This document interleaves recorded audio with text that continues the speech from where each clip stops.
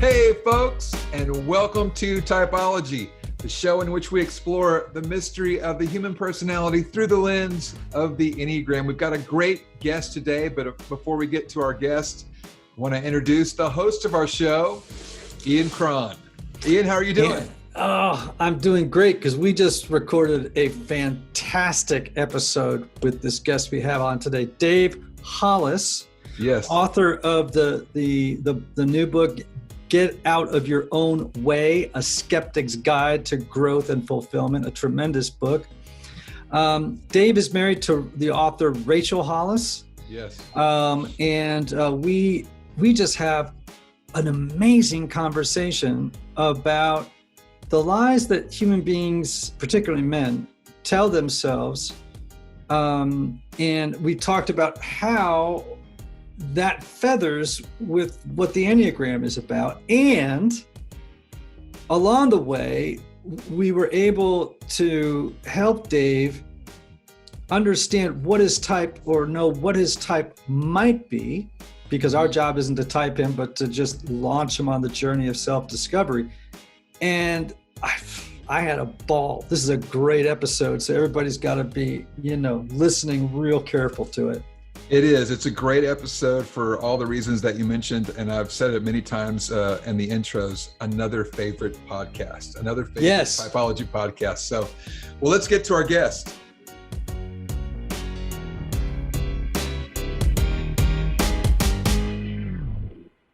Dave Hollis, welcome to Typology.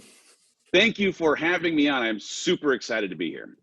So my first observation that I want to make is that you have the most wild hairdo of anyone we've ever had on Typology. I don't know what number it is, but this has an Enneagram of its own, let's be clear. But also, this is the byproduct of quarantine. I've started taking care of my own personal grooming, and it shows. Honestly, it shows. Yeah, well, so are you saying that you get bored and you just keep trying new hairstyles? And yeah, this is one of those times where taking chances has taken on a whole new meaning. I've never one time in my entire life grown facial hair, and apparently I can. I always wear glasses. I'm currently wearing contacts, and I don't traditionally sport what I believe the kids would call a hawk. But here I am, having taught myself how to shave the sides and back of my head, but not the top. So, you know what? We just roll with it. In the Skinner house, we would say, you got your wig busted. This also fits. Yes, this also fits. It's a good description. Well, if you saw the back of my head, you would realize that I'm beginning to look like a professional sound man with a mullet. So it looks like I work at Guitar Center. Funny. I love it. Okay, man. So we're going to, at the beginning of this show, let's stay away from what your Enneagram type is. I'm going to let you tell that story a little bit. In fact, let's jump in there. Tell us a little bit about your Enneagram journey. Well, I have skepticism in my blood. So I was honestly very skeptical of anything like an Enneagram, like love languages, like any kind of personality diagnostic for the majority of my life. I thought in some ways it was hooey and witchcraft, and others, because of having been raised inside the church, there was some interesting taboo around what it might mean to lean on science. Oh my goodness, science, instead of something more inside of faith. And so I just was not someone who was open to having something that I honestly kind of equated it to horoscopes, which I know is demeaning to you, sirs. Apologies in advance. It's more like astrology. Let's be clear. More like astrology, right? And so I just didn't. And then I found myself in this very strange transition from 30 to 40, where the big existential questions that normally come up on a birthday were lasting unbelievably longer than they normally do. And in them lasting longer, I went on a little bit of a hunt to understand why I do the things I do, why I felt the way I was feeling, why, even though I had the trappings of a bunch of good things in my life and having built a career and a family, I had a sense of underfulfillment inside of me. And that led me first to sit on the couch of a therapist, and then to start reading some books, and then ultimately into having a conversation around something like an Enneagram, just to understand how am I wired and how does my wiring pair well with my wife's. I took my first Enneagram test right around that 40-year-old birthday, which happened to be me in the state of, I think they call it midlife crisis. Is that a thing that resonates? Anyway, I was in the midst of really this strange journey from where I was to where I am. And so I tested that first time and found myself to be a 9, a peacekeeper. Okay. I can continue going. I'll talk for the entire rest of this month if that's what they're interested in. But then you also tested several more times and came out as 2 different numbers than a 9. That's right. Yep. So, okay, fast forward then. So my crisis leads to a whole bunch of self-discovery, some leverage of realizing what not taking action might mean, and a decision to make some very, very big moves in our life. And so we moved our family from where we were living in Los Angeles to Austin, Texas. I left a job that I'd been working inside of for many, many years, at 17 years at Disney, and 5 or 6 years before that in entertainment, to start working with my wife together in a company that we now run in Austin, Texas. And about 6 months ago, as we were coming up on the turn of the year, projecting where we wanted to take all of this thing that we were now building together, that we'd been building for the last 18 months, we took Enneagram tests again. And she has always been an achiever, a 3-2. And I decided to take this test. And in this environment, I've taken this test and now I am a 3. And as much as I can certainly associate with achieving and achievement as a thing that has been a part of the through line of my journey of life, and achievement in some ways how I attempted to get love from those I was craving it from as a child, it made sense to me. I assumed that, 3's test is 9's in crisis. Aha, it's all good. And then I meet you. What in the world? And so here we are. I'm now, 6 months removed from this experience of ramping into our year. And some very big things have obviously happened in the world. I had a book that came out, which was a big thing that I was 6 months ago very excited about pushing and pursuing into becoming something big. I was thinking about all of the things that we were going to scale as a company. And I was going to be on a book tour that now has been preempted by this shutdown, this quarantine, this virus that we are all experiencing. And in the midst of what now has been the last 7 weeks, I have reoriented so many of the things that I thought I was going to be doing, and where my focus has been drawn to what I want to do to unlock the passion of my life and explore my creativity. And so 2 days ago, in preparation for this very conversation, I take the test again, expecting, of course, that I'm going to come out the 3 that I know myself to be. And y'all's test says that I'm an 8, which makes me think that either I am a sociopath, I have multiple personalities, or I'm literally a human chameleon, which I am open to any of those answers. But part of my excitement for being here today is for you to help me understand, why the heck is this test broken? Because it certainly can't be me.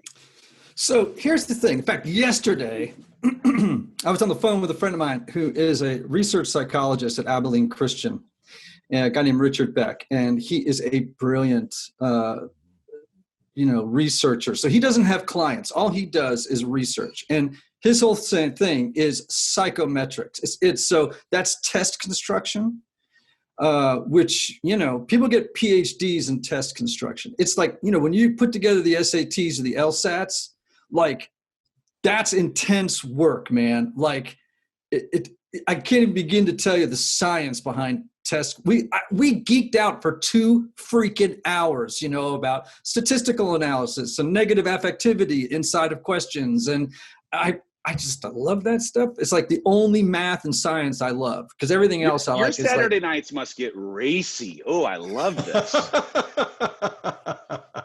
I don't want to tell you about the statistical analysis on the sex lives of introverts versus extroverts. That's a whole other episode. Yeah, we can do it. But the point I was going to make is that all self-report assessments have margins of error. They can depend on stages of where you are personally in the moment that you take it. And I always tell people, Myers-Briggs, whatever test it is, StrengthsFinder, Colby, Hogan, do not ever take those results face value. The test does not know you better than you know you. Yes. Okay. What you really need to do is meet with like a certified teacher to verify your results. Okay. And that's so and the test should only be considered one data point among many. So you read a book, you go to a workshop, you take a test. It's not the be all and end all. Great data point, but it's just one data point. I always worry that people take a test and think the test is smarter than they are. Yeah, well, I will tell you this. One of the observations that my wife and I had in the second test revealing this 3 relative to the previous test showing a 9, when I took that test and I got the 9 the first time, and I read everything that a 9 does, and I read how a 9 interacts with a 3, and it felt like someone was reading my diary because I could see myself in the story that was being represented in the test results. It also in some ways created a frame inside of which I found myself believing I needed to continue to behave inside of, because this diagnostic had told me who I was. And in some ways, if there were times when I started to veer away from something that may have been as a part of that diagnosis, a sign of who people who are like me are meant to act like, I found myself resisting. Oh, nope, get back in your lane because you know you're a 9 and 9s act this way. And so the cautionary tale in any of it, as we were then, sitting here 6 months ago with this 3, was, man, be careful how anytime you take any of these tests, you assume some kind of responsibility to live into the results in a way that might keep you from being who you are or how you feel in that moment, in that day. So you actually just gave the best articulation of why I tell people it's not a good idea to try and identify your child who's who's 5 years old. Yeah. Because they will try and live into, in order to please the parent who has diagnosed them as that type, they will begin to make accommodations and compromises in their presentation to the world in order to say, well, I'm a 5, that's what my mom says, now I got to start acting like one. And then what you're doing is creating a child with a false self. Instead of saying, be patient, wait until they're quite a bit older, 10 years, 15, 16, 17, or when they express interest, in knowing. That's a better time. So maybe over the course of our conversation, we'll be able to figure some of this out or not. And that's part of the journey. And I'm always transparent with people that I am not the wizard of Enneagram. And this is my job as an Enneagram teacher, is to help launch people on a journey of self-discovery. I'm not personally responsible for typing someone ever. My job is to kind of point people in directions for more investigation. That's kind of how I see my role. I love it. So, what did Rachel think your type was of those 3? Well, here's the thing. When I told her 2 days ago, I got this result. I must have multiple personalities. What is actually happening? She said, I've always thought you were an 8. And the thing in her saying it, she said, look, what I didn't want to tell you is what I think you are, so that you might start behaving in a way that tries to feed into what you think I think you should be like. Right. But she's been someone she is the counterbalance to my skeptic. She's been a believer in so many of the things that can help people grow and understand themselves better far earlier than I was. And so she was into this and had read more about it than I ever had before I ended up, kind of leaning into it. And by the way, as a thing that we now have for the 60 employees inside of our company, many of them have their Enneagram number and their love language on a little laminated card. That's actually, one day we'll get back to offices, but in our office at their desks, just so that people know, oh, this is kind of who I am and how I maybe need you to come and meet me so that we can, have a handshake that shakes well. So have you had a dear friend that knows the Enneagram give you any input about what they think your type is? What's interesting is when I have told people anything about all of what we've just talked about, they will see the characteristics of what I have told them in real time in me in a way that affirms what I have told them. So it's rare to have somebody come and say, wow, I really thought you were this. They're like, yep, I can see you being a 3. You've always been an achiever. Or, yep, you always have been a peacekeeper. 9 is who you are. I haven't told anyone this 8 thing because I don't want to be affirmed 2 days in. But Right. I think there's something interesting either in the way that I just have some interpersonal relationships with people who want to confirm what I've said, they want to confirm, but in mirroring a little bit back of what I've told them. But I've never really had someone push back and say, no way, you're not a 3, you're definitely a this. Yeah, that's because they don't want to be fired. Also true, right? Most of my friends are paid. And so they're on the payroll. Wait a minute, most of my friends are paid. Did you just see? That is fantastic. So, all right, let's jump. We'll figure this out possibly as we go along here. But I'm really fascinated by the title and the topic of your book, Get Out of Your Own Way, A Skeptic's Guide to Growth and Fulfillment. And the reason I am is because I think it relates to how we use the Enneagram as a tool for personal transformation. There's a lot of parallel like I can see these, like the Enneagram in your book feathering really well together in helping people live into the truth versus continuing to live in a false narrative. Okay, so let's start off by just asking you very common, what's the book about, and what put the lump in your throat or made the hair on the back of your neck stand up which told you, I got to write it? So the book is a collection of 20 lies that I believed in my life that kept me, because of those beliefs, from becoming or being my best self.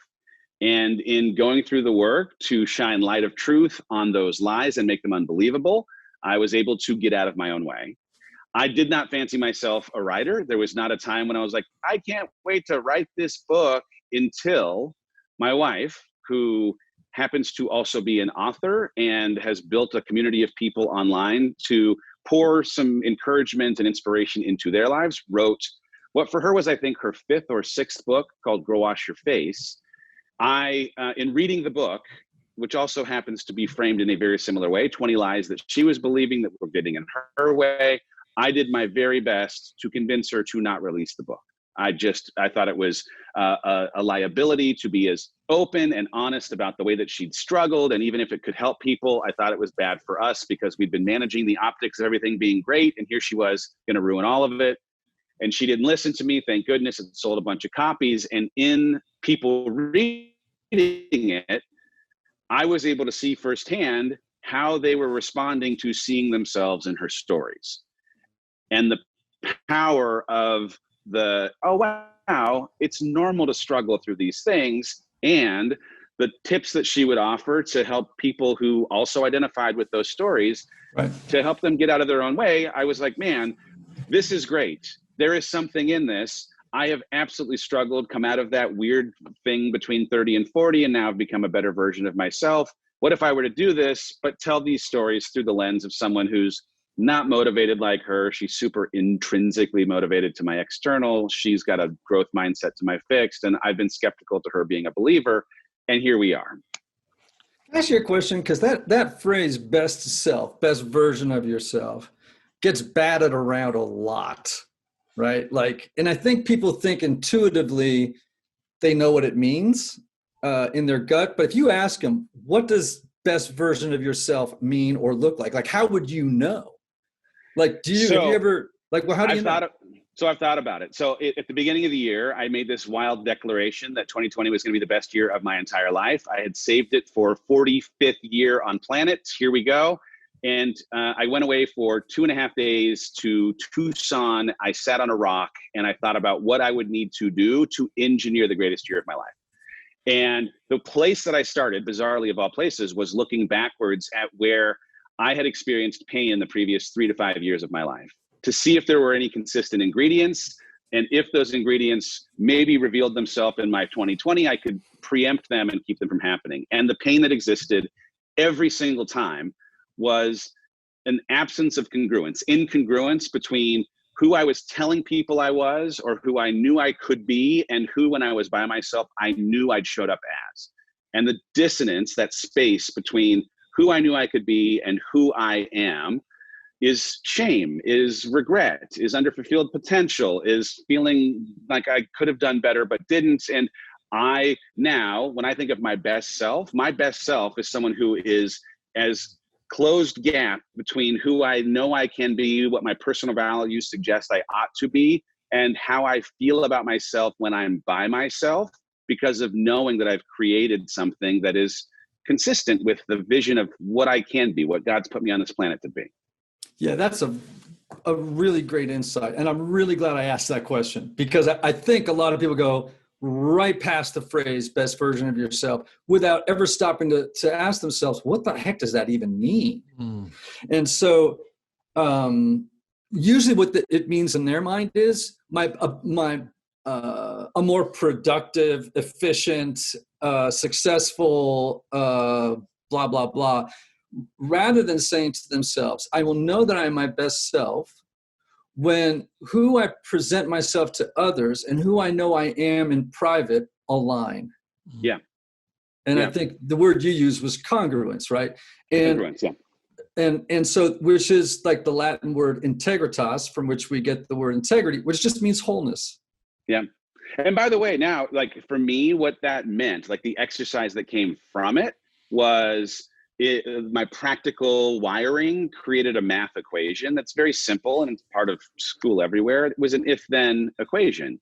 If I want to be an exceptional husband to my wife, then my calendar needs to reflect that with a standing date night. Then I need to put technology down and create intimacy in our conversation. Then I need to do things without having to be asked. If I want to be close to my kids, then, right? And I can do that for every part of my life. And the then statements become a list of habits. They become a list of routines. And now I'm building a routine that hopefully engineers the greatest possibility in an imbalanced world of me being able to create that overlap. So what you're actually describing is a kind of spiritual technology. I like this. Yeah. Right? And a tool, a spiritual tool, one among many for, Thomas Merton said it better than anybody, right? To be a saint is to become myself, right? And so what you're describing is a spiritual technology that can help someone on the journey toward becoming the truest expression, the clearest expression of who they genuinely are. Does that sound like what we're talking about? Or I am here for it. That is a great way of saying it. I totally agree. Okay, so this is a show about the Enneagram, and I want people who are listening to know that as we talk, I'm thinking Enneagram. Number two, that what we're talking about is very tied into the Enneagram, and they're going to know by the end of the show exactly why.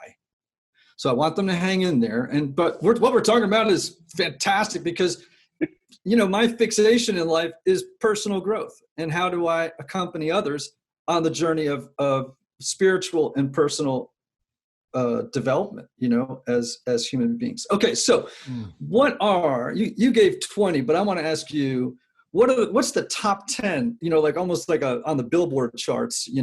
What's the top 10 most common lies that men typically tell themselves and others? Just give me a bunch. You don't have to be So I'm gonna start with this. I'm gonna answer the question, but I'm gonna start with this because the first thing that you have to appreciate is the storytelling that exists in your life. Because if you don't start by just appreciating that we are running our lives through the matrix that has been created of stories that we have just accepted as truth, but maybe have not tested the hypothesis of our truth against those stories, that's where you have to start. And so like the work of the book and even answering this question, it's going to be a little bit different for everybody because everyone has a different story that currently is acting as a limiting belief or a lie that stops them from showing up as well as they might. I'll give a very simple one, the idea that what is available or can happen for other people can't happen for me is something that many of us, whether it's being able to thrive inside of a quarantine or get the job that I want or achieve something outside of my current competency set. I was told a story about how I, as a tall person, could not run. Tall people can't be runners. And that story was a story that I just accepted as a capital T truth in my life from the beginning of time because it came from a credible source. And when you are thinking about the stories that you believe, no matter what story you believe, usually you're believing it comes in part because of the credibility of who was telling it originally. And the thing that I would offer to anyone who's listening that you have to ask is, does that source still in 2020 have credibility in your life? And two, if they have credibility in your life, do they have credibility on the topic that we are talking about? The storyteller for my not being a tall runner was my mother. She's a great woman. I love my mother. She is a credible source. So she, yes, still has credibility in 2020, but my mother is neither tall nor a runner. And so while she told me a story, right, through the lens of, like, truly through the lens of her fear wrapped in love, I want to take care of you, I'm worried about you, but it was her fear that was telling the story. It wasn't her love. I didn't until 36 test the hypothesis of my truth and not her fear. And once I did, I became a runner. I've run 1,000 miles in the last 12 months. I run all the time. I'm a tall runner. And so take that analogy and put literally anything in your life, listener, into that and ask, does my belief in my not being able to do this thing come back to someone who I have afforded credibility that today they do not still, get that kind of the benefit of the doubt. They don't have credibility today. Start with the storytelling. That's the first and most important thing. A lot of the things, one of the chapters is the lie, everyone is thinking about me, right? A lot of the things that we, as men or women, this is not exclusive to men at all. So, yeah, but there's this conceit, there's this belief that is fueled by our ego and our identity that everyone is thinking about what we are doing. And here's a gift: no one is thinking about what you're doing. Not anyone who's on this podcast today, no one in your circle.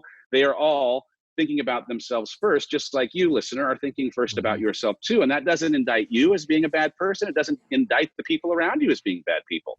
It indicts them as being human, because it is the human condition to think of ourselves first. And the sooner you can appreciate that other people aren't thinking about you, you're free. You have the freedom now to go fail as often as you possibly can so that you can grow in that failure. You have the freedom to express yourself creatively, because who cares if people like or don't the thing that you've made? In the chapter, I tell the story of my hatred of Lord of the Rings. Send your notes wherever you'd like. I'm happy to not open them. I don't like the Lord of the Rings. And here's the thing. Lord of the Rings being a thing that I don't like does not make it not likable. It is loved. It is beloved. And how do I know that? It's done billions of dollars in box office. There are millions of fans around the world that love it. But me not liking it doesn't change any of that. And someone not liking the thing that you create doesn't change it at all. I also don't like The Hobbit. If you want to send 2 letters, go ahead and put them together. It'll save some postage. All right. So there's one sort of unchallenged assumption that people operate with, right? That people are thinking about me all the time, right? But you got 20 that you talk about. Give me, right? So I'm not going to let you off the hook on the question. All right. Give me I just want to know 3, let's say. So without even much explanation behind them. My job is who I am, that your identity is who you are, that I know what she needs, that I, in a partnership with my wife, know what she needs, that I have to parent the way that my parents did.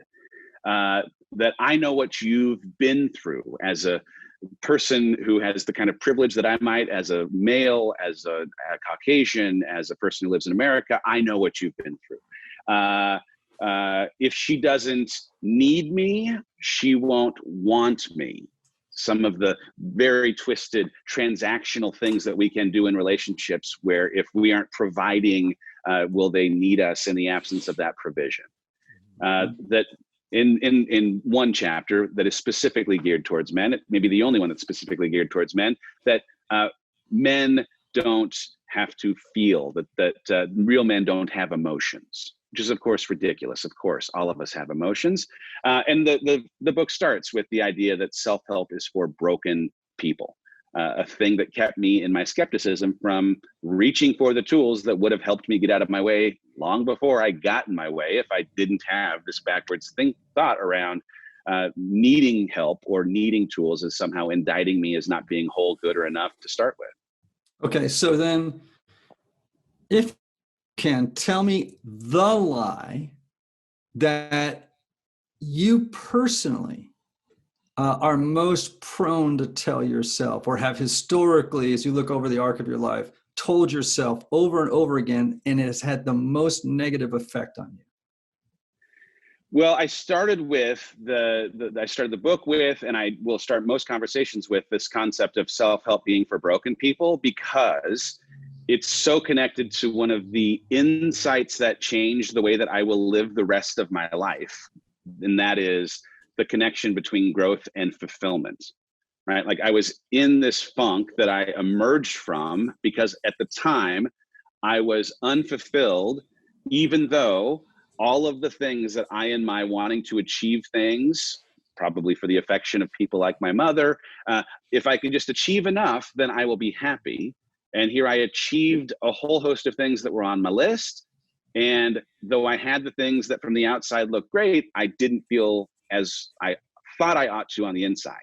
And in the work of finally pushing past my taboo and stigma around self-help, I was able to get the insight that if I'm not pushed out beyond my comfort zone, if I'm not in a position where I can fail, not that I like to fail, but so that when I do fail, I might learn from it and grow. If I'm not in those situations, I will not feel fulfilled, and I'm interested in fulfillment. So that to me, like, unlocking that or getting past that will fundamentally change the way that the rest of my life is lived, because so many of the other things are possible because of appreciating the price of entry for my full life. I have to continue to push away from the harbor where I feel safest out to the choppy waves where growth will create fulfillment that I need. Okay, so in your life, prior to whatever watershed moment we call it midlife crisis, I think, and there's a book in this that maybe I should write and not give away on my show, but the first one would be, I just think there are different questions that people ask in different decades. You know what I mean? In your 20s, I think your question is, can I crush it? Can I really, I think that maybe early 20s, it's who am I? Let me put it this way. In teens, I think it's who am I? Where do I belong? And am I really loved? You got to answer those three questions. And if you miss one of those questions, it's going to affect the next 10 years in ways that are profound. Yeah. So let's say you answer those three questions. Then in your 20s, you start to ask, okay, based on the gifts I've been given, am I adequate? Can I go out there and kill it? Can I go and prove myself, et cetera? In your 30s, I think people tend to ask the question, is this all? At some point, you know what I mean? And okay, so in your journey, you come to this watershed moment, this wall, if you would maybe call it. Prior to hitting that wall, what role did achievement play in your life? Like how big a role, like how much was success important to you? Very, very important.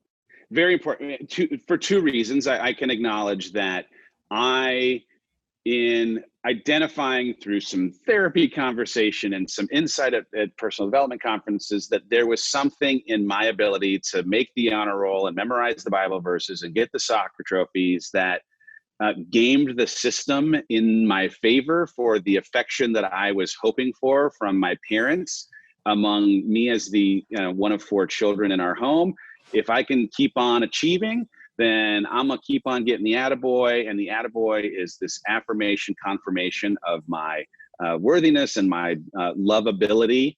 And so the things that had me valedictorian at high school and an all-star in soccer, and that was just transitioned into me as a young adult, where I got jobs right out of college that had me inside of entertainment for 25 years, growing and growing and growing and growing. And every time I got promoted, or every time I had a different salary threshold, or every time the new job introduced some additional bonus prize, like, hey, now you're a part of the academy, or you get to go to these events, those things, the trappings, were helping, again, reinforce for anybody well, I mean, I don't know about him. He's tall and goofy, but he does have this job.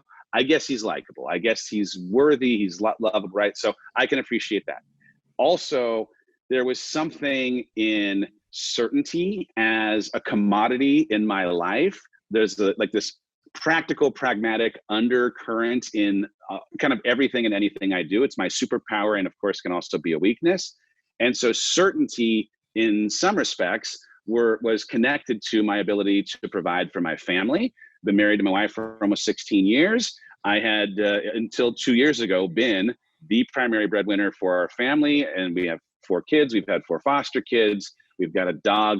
That doesn't matter, but I providing for all of this humanity that's assembled here now in Austin, Texas, is a thing that always was driving me, because of the certainty that I was able to do those things. Felt like the thing I needed to chase. And certainty as that commodity was the gift until it turned into the curse. Because when I got to that big threshold 40th birthday party, my question, bizarrely, one of the bigger kind of watershed moments, backyard, in the hot tub, 3 sons, at the time 9, 7, and 4. And we have this standing game, Ask Dad Anything. And my middle son asks, what are you afraid of? And he's looking for like spiders or tarantulas, boogeymen, whatever, because he's 7. And out of my mouth falls, not living up to my potential. And in that coming out, in the midst of this crisis, as I'm not showing up as well as I'd like, feel unfulfilled because, man, I'm not having to work as hard as it turns out to get straight A grades on the test because of how unbelievable the environment I'm working inside of at Disney has come together. It challenges me to think differently about certainty, because this commodity that had always been my driving force is now boomeranging against me, and my clinging to certainty is coming at the expense of me living and showing up the way that I'd hope. Wow. Actually, your son asked you a question that's on my list of questions. Oh, really? That's good. He's a prophet at 7. I mean, he's way beyond his years. Yeah. Anthony, let me ask you a question. Like, what specific lie, it doesn't have to be your number one, but whatever. For you personally, what lie are you most prone to tell yourself? What unchallenged assumption in your story has been running thematically through your life that has been self-limiting and self-defeating? Yep, I think Dave just hit on it, because you actually said this, and I believe as men, the primary lie that we are up against is, I'm not smart enough, I'm not successful enough, I'm not handsome enough, whatever it might be. You said a minute ago, Dave, I'm afraid I wouldn't live up to my potential. I think that's really one of the bigger overarching fears for men, and the way that my portal to that, which is one of my big fears, is that there's something missing or defective in me. That's kind of like the 4 portal to that kind of overarching lie. There's something missing. I'm not enough. I haven't done enough. I'm not doing enough. I think that's probably the big one for me. Yeah. And of course, that's such the culture reinforced, this culture that is obsessed with productivity, to the point of psychosis, only sort of acts as jet fuel for a lot of what you're saying, right? Like, shame, I can't get enough done. And it sounds to me, let me just tell you what mine is. I think the lie that I most often, from the time I was a child, began in childhood with a father who was a chronic alcoholic, died of alcoholism when I was very young. My becoming an addict in my 20s, thankfully now in recovery. I think that the message that I heard growing up that was so powerful was that I am what I survived. So in other words, physical abuse, emotional abuse, all of these things I identified as the logical outcome of my value as a human being. Like my value is determined by what I survived. And that colored everything. It took me a long time to realize, no, you can't identify who you are with what you experience. That those are two very, very separate things. And it was a very painful period before I was able to kind of, this was lather, rinse, repeat for a long time. It's really interesting because I had this career where in entertainment I grew year over year, different job, new title, and the things that in that environment fed some of what I thought I needed. In the absence of some of them happening on a frequency that they had previously, it actually starts working the opposite way, and you start questioning, wait, I'm not getting as often promoted. I'm not making it to the next level fast. I'm not, and then you start questioning if it's something you've done or if you've made mistakes. And now that I've transitioned out of that business, I am, confronted by completely different things and have had to hold, no. It was never about your title being the thing that gave you worthiness or affirmed you as being good. It was you just inherently actually being it, but then also it doesn't absolve you just because you are already good and worthy. It doesn't mean that you also don't have to put in the work and continue to grow. I mean, I have to hold that you can, yes, be good and whole as you are, but that also you got to get up and have a routine that unlocks trying to create that overlap between who you know yourself to be and who you could be. Yeah. So it sounds to me like an unchallenged, and I don't want to, this is very important. I don't want to impose this on you and have it a moment where this form of confirmation bias sets in that you've experienced from other people and telling you your numbers and stuff. So feel free to, obviously to push back. But it sounds to me like one of the perceived or real messages that you got as a kid growing up that was sticky, right? Stayed with you long after its usefulness in adulthood, right? Was that the world really only values people for what they accomplish versus for who they are inside. That's good. Does that sound right? Or yeah, well, what's interesting is I've now been able to uncouple what I was taking from what the world was teaching and the fact that it was not actually teaching me that, right? This is just my perception of what was being taught, because when I look back now on my mother actually caring about whether or not I got all A's or whether or not I made a club or whether or not, no. I mean, it's so ridiculous now, but I didn't have the objectivity to see it then. So that was my reality. And in that being my reality, I carried that reality with me into adulthood. And now as I'm trying to parse through, okay, what of what I experienced was real and what of what I experienced was some conjured thing that was actually maybe more a byproduct of somebody in second grade who refused to sign my yearbook. Who knows what it was, but right. It's a confluence of forces. We oftentimes blame and shame parents for, and sometimes like in my dad's instance, I can do some very easy finger pointing to some things he said, did, that left a profound bruise on my soul that has taken a long time to heal and is continuing to heal. It has faded from black to gray in my life, but you learn to live with your bruises, in ways that are hopefully positive.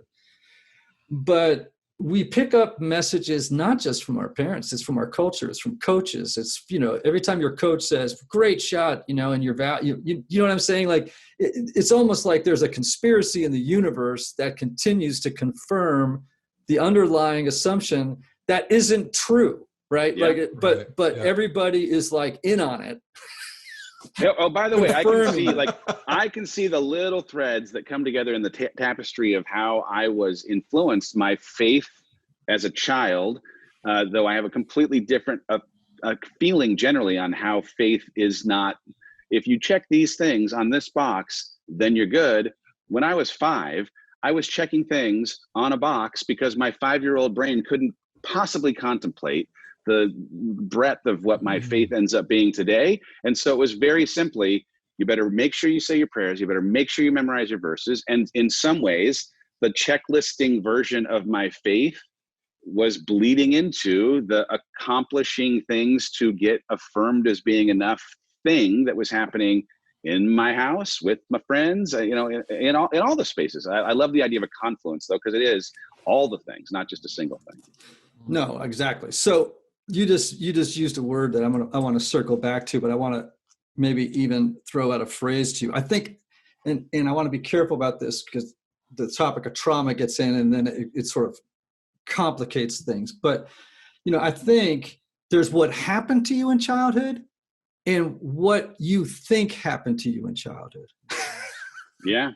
Okay. So it's a really important idea, right? It's like there's what actually happened and what you think actually happened.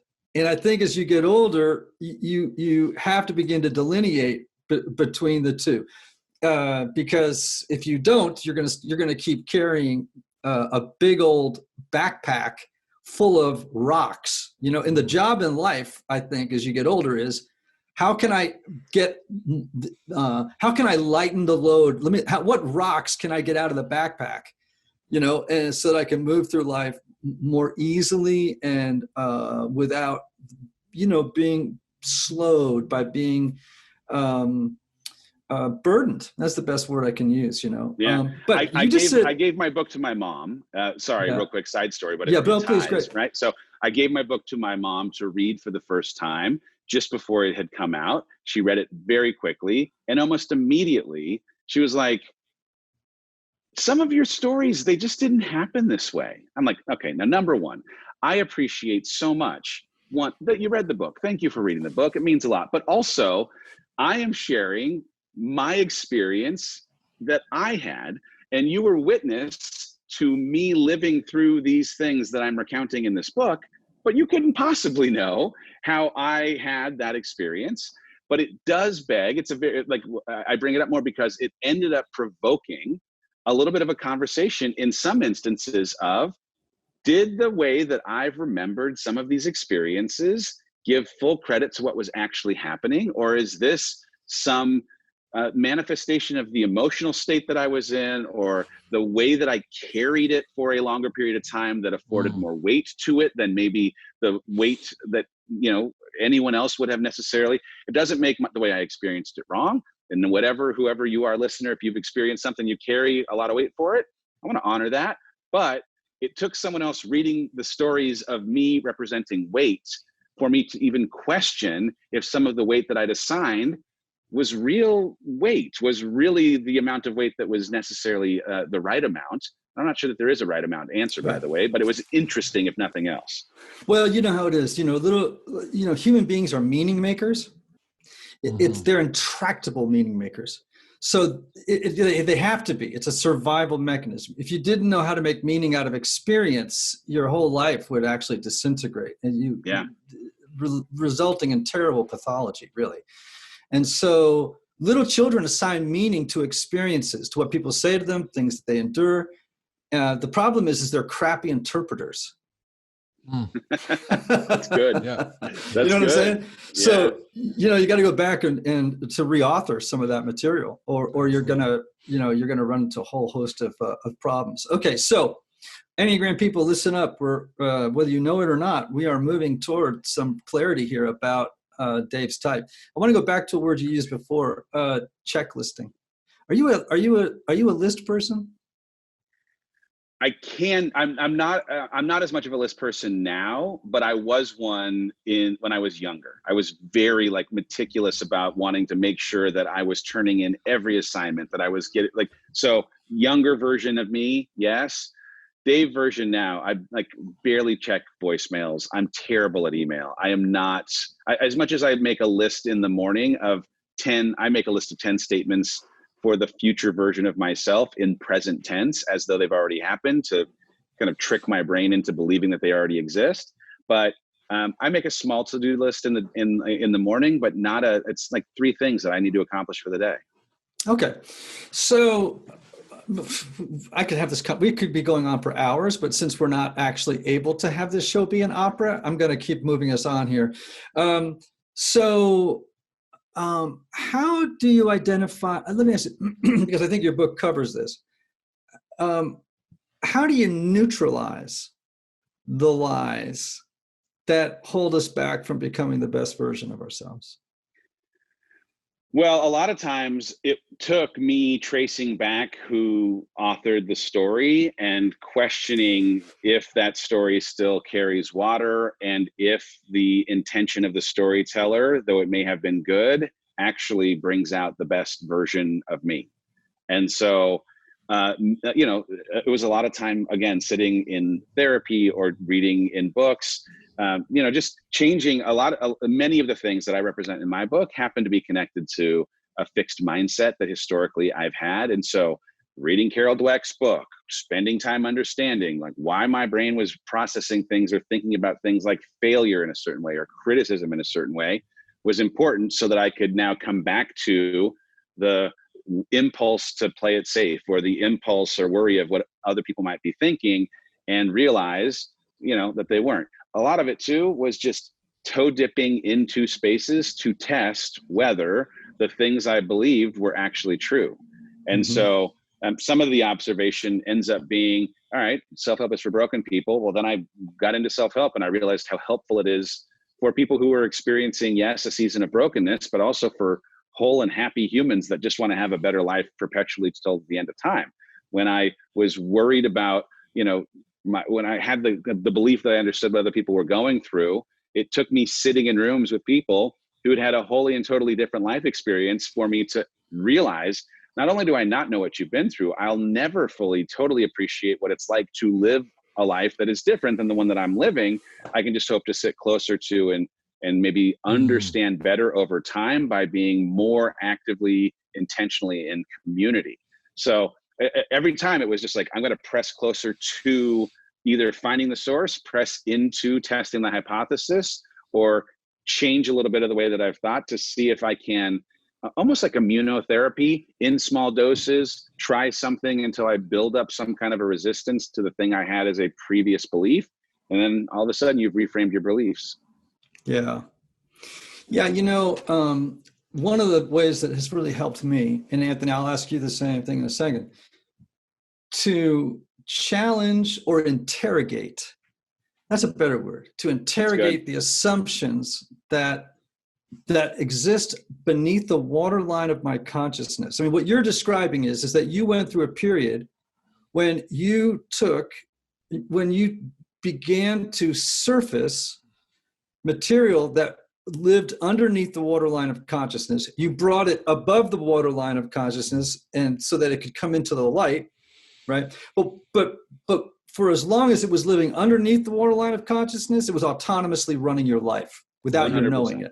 100%. Okay. So for me, the most valuable spiritual, psychological practice that I've had has been a regular practice of mindfulness meditation. The reason is that when I can quiet the mind and strengthen my ability, what we call the inner neutral witness in your brain, I can actually now see when false stories launch. Yeah. Does that make sense? Like 100%.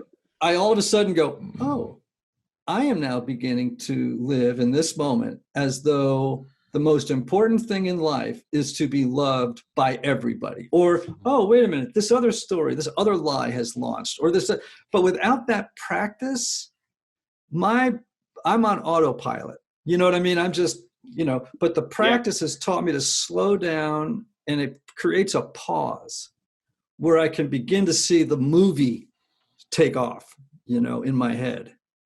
Anxiety is one of those things that everyone inevitably has to deal with at one time or the other, or another. And tracing back when you felt the first pangs of anxiety to understand what it is that you're actually being triggered by has been a very, very helpful thing. What's interesting, one of the chapters in the book, a drink will make this better, a drink will make this better was a thing I believed. After a long day where I might get anxious because of, man, there's a lot of work, or I'm going to deal with this thing or whatever, I would have a drink. I had this casual relationship with alcohol for 20 years of my life where I'd have a long day, couple drinks, longer day, maybe 3 drinks. And then we start doing this work together. I'm writing this book. All of these things are stacking on top of each other, and chaos tips my casual relationship into a non-casual relationship. And instead of processing with a mindfulness exercise this anxiety, I am now having a drink to mute the anxiety, right? I've been triggered by the anxiety. The routine is I'm going to have a drink, and my reward is, and I don't have to deal with it, but it hasn't gone away, right? And so I had to make this declaration. I'm going to stop drinking. I stopped drinking more than a year ago. And I make this declaration because I needed to find a healthier coping mechanism to mindfully process the anxiety when it came up. For me, I love the idea of meditation. I've just not myself gotten into it like you have. I started running, and long distance running for me became this cathartic, therapeutic, almost religious experience of creating space for my mind to process my anxiety in a way that still got me my reward. I now have less anxiety, but in a healthy way that actually was reducing it instead of muting it. Because as I would come to discover, alcohol or any coping mechanism is not a local anesthetic. You can't just take care of the anxiety without also destroying joy or destroying the benefit that might come from the growth that the anxiety may in fact be there to produce.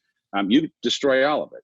So I love that. I also, as a person who never ever believed in journaling, I thought people who journal had to be hippies. I just didn't know. You can, in fact, even if you don't have long hair, you can journal. Oh, hold on a second, bro. Don't get into the hair thing, because right now you have no credibility. This is fair. I'm cutting my own hair. I am cutting my own hair. But there's something magical when it comes to surfacing the things that sit below your consciousness. Yes. At 25 to 35 minutes into free form writing on a piece of notebook paper, 20 minutes in, you'll have extinguished all of your conscious thoughts. And I am shocked at what comes into 26, 27 minutes in, out of nowhere. Here comes something that I didn't even appreciate was sitting inside of my subconscious. And now that I've surfaced it, I get a chance to address it, ask questions, interrogate. I love the word interrogate. It's such a good word. That same thing happens for me on like the 6th mile of a run. So I want to recommend a book. It's not if you self-identify as a Christian, I tend to go wherever really good truths can be found. And then I bring my Christian worldview to it and throw out what doesn't align with it. But there's actually a book called, and this is why I was looking over here typing, I wasn't checking text. I wanted to make sure I got the title right. It's called Running with the Mind of Meditation. Because there's actually a long history of what we call walking meditation. And there's a well-known Buddhist monk who actually is a marathon runner. He wrote a book called Running with the Mind of Meditation, which you may find, really helpful at some point. Now we got to wrap up here, but even though I don't want to, because there's so much that I'm enjoying about this conversation. But here's where. Can I jump in with because you said you were going to ask me a question. Oh, I'm sorry, Anthony. Yeah. That's go. Okay. Yeah, I just wanted to highlight because I made the comment earlier. I love what both of you. The theme is like narration, and as I'm listening, part of one of my thoughts was like if we don't deal with the narration, it's kind of like going through our story through our book and like shaving off a sentence here or two, or trying to adjust a chapter, but it really doesn't affect the outcome if you can't get to the bigger theme, the narration that colors the whole book. And I was just having a conversation with someone the other day. We're talking about music because I kind of cut my teeth as a musician and songwriter, performer. And whenever I'm mentoring anyone, I always tell them like the space is as important as the notes. And I think a lot of times we do a lot of thinking, a lot of talking, a lot of processing, but making space for silence and space for listening has been, an answer to your question, Ian. One of the more transformative practices for me is beginning my day with meditation and as a person of faith, listening to the voice of love from my creator that then really redefines kind of, even when it's my first question of the day, what are you thinking, feeling, doing, listening to love and allowing that to define me. That helps me break out of the unhealth of there's something missing or defective in me. When I know from the beginning, even if there's something broken, that it's loved, then it allows me to live from love that day instead of for love. And it seems to answer all those questions. Say that again. So no. Stop. Yeah. Say what you just said again. To live from love instead of for love. That's good. That's good. Really good. That's a really great statement. I hope everyone just heard that loud and clear. That's something that everyone should think about today. Keep going. That is kind of my daily mantra. From blessing, not for blessing. From love, not for love. And the thing that it helps to adjust and shape is, even as, and I'm kind of hearing you, Dave, I am personally kind of hearing you as a 3. It sounds a little bit like a 3 when you're talking, but it affects not only where you're coming from, but why you would want to do what you do. If you're motivated from love, you're going to want to excel and get the maximum amount out of your day, toward other people, so it doesn't mean you're going to all of a sudden be lazy. Well, it's like, I'm okay, so I don't have to perform, it actually, I think, it raises your level of desire to be as creative and to flourish as a human being as much as you possibly can in that given moment or day. So St. Augustine is a huge, he's one of my heroes of many, but he has this, he really struggled. He was an Enneagram 3 for sure, I think. And but he has this great line where he says, "For your glory, may I be loved." So what he's saying there isn't, I don't want to be loved. He's just saying, may the source of how let it be for your sake that I am loved. Yeah. Does that make sense? Good. And that's a little bit what you triggered in me, Anthony, was reminding me of that Augustine quote. And I dare say you said it more clearly than Augustine, and you should hold on to that today as a real compliment. Okay, so I want to just zero in, finish up, and I want to do 2 things. I want to close up with telling you 9 lies that I think people tell. I want you to listen carefully and tell me which of these 9 lies you most identify with. Now, you will identify with a piece of every single one of them.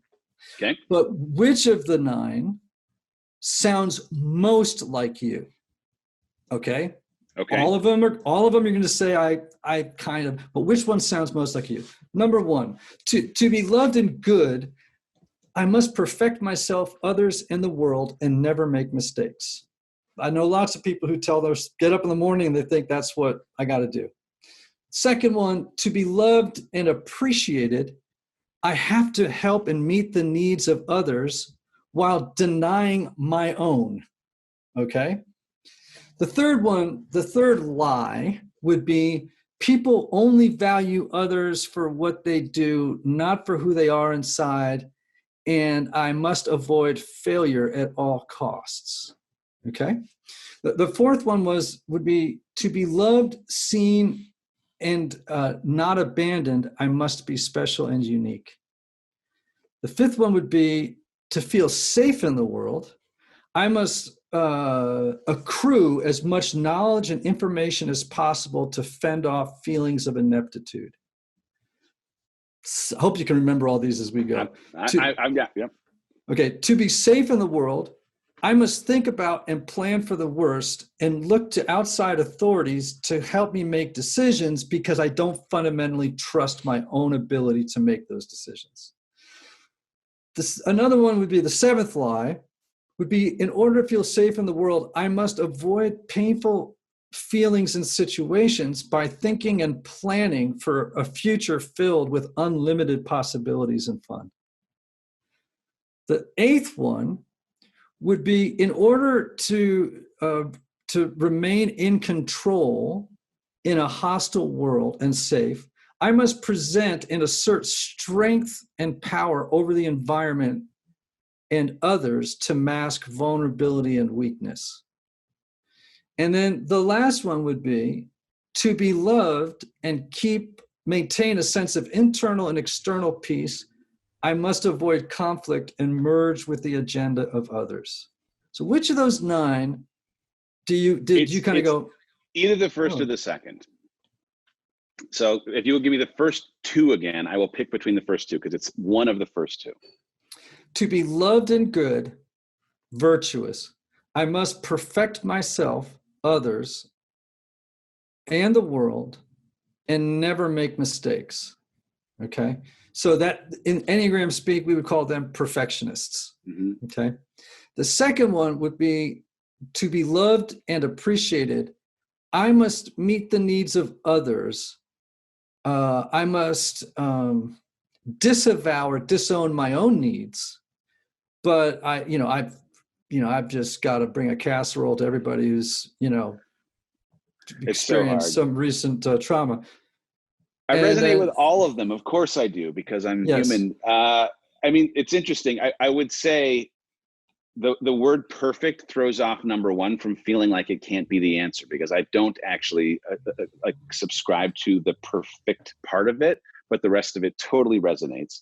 And I definitely take care of or am interested in my own needs, but sometimes my needs include serving and taking care of others. So there's something about each of those first 2 that they totally resonate, but not in exactly how they are written.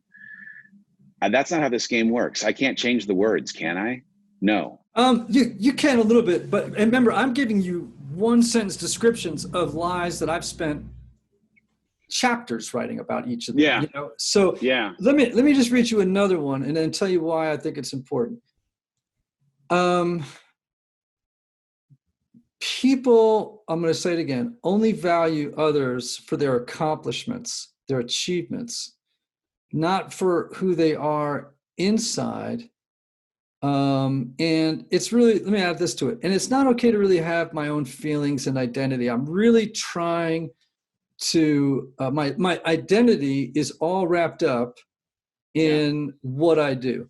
Yeah, that one definitely resonates for sure. Okay. Because that's the part of the first one, but doesn't have the perfect part of it. For sure. Right. So that's the Enneagram 3. No. Okay. Yes.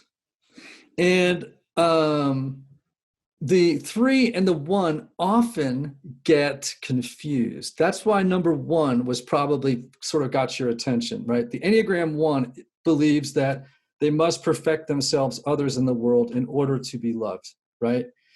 But 3s, the achievers, are very concerned with doing things well, because when you don't do things well, what don't you get? Achievement and accomplishments, right? Yeah.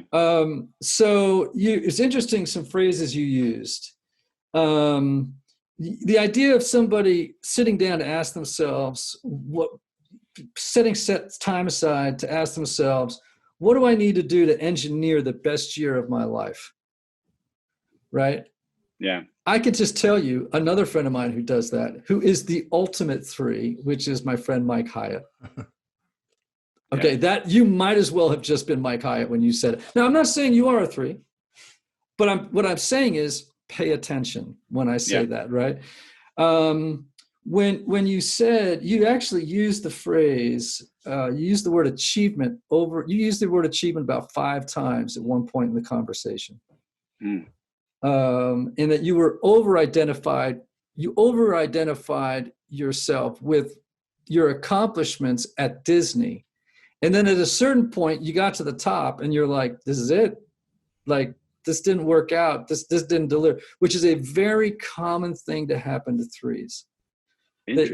They sort of hit a moment where they're like, I've hit the top. Mm-hmm. My accomplishment achievements actually don't make me feel any more loved than I did when I started. There's no relationship. Yeah. And then when your 7-year-old asked you, what are you afraid of? And you said missed potential. That has a very 3-ish quality of an answer. Yeah. That I didn't achieve enough, that I didn't accomplish enough, that I didn't realize my my gifts enough. Because 3s tend to confuse success and achievement with love. In other words, there's a correlation.